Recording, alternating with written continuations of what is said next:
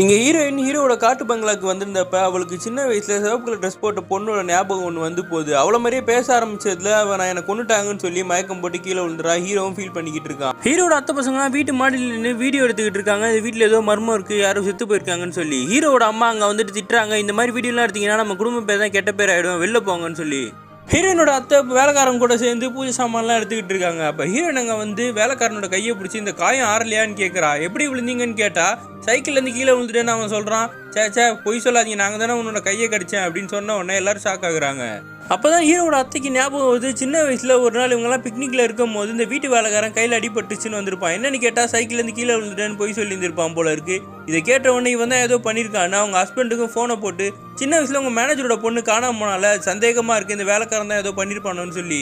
ஏன் இத்தனை வருஷம் கழிச்சு அந்த பொண்ணை பத்தி பேசுறேன்னு கேட்கும் போது அவங்க சொல்றாங்க, நம்ம வீட்டு பையன் ஒரு பொண்ணை வீட்டுக்கு கூட்டு வந்திருக்கான், அந்த பொண்ணு வித்தியாசமா நடந்துக்கிறா, அந்த காணாம போன குட்டி பொண்ணு மாதிரியே பேச ஆரம்பிக்கிறா, அதனாலதான் பயமா இருக்கு, நீங்க கிளம்பி வாங்கன்னு சொன்ன உடனே இவனுக்கும் ஞாபகம் வருது, அந்த பொண்ணு காணாம போனப்ப ஹீரோட அப்பாவும் இவனும் தேடி இருந்திருப்பாங்க.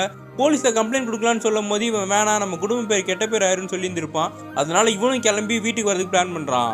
ஹீரோட மாமா வந்ததுக்கப்புறம் மாமாவத்தையும் சேர்ந்து அந்த வேலைக்காரனை கூப்பிட்டு தனியாக விசாரிக்கிறாங்க. அந்த பொண்ணு காணணும்னா நினச்சோம், நீ எதுவும் பண்ணிட்டியா, அந்த பொண்ணு ஆவி வந்து என்னென்னமோ சொல்லுதேன்னும் போது நான் பாவம் பண்ணிட்டேன், என்னை மன்னிச்சிருங்கன்னு சொல்லி அழுதுகிட்டு இருக்கான். என்ன பண்ணன்னு கேட்டால் அந்த பொண்ணு செத்துருச்சுன்னு சொல்கிறான்.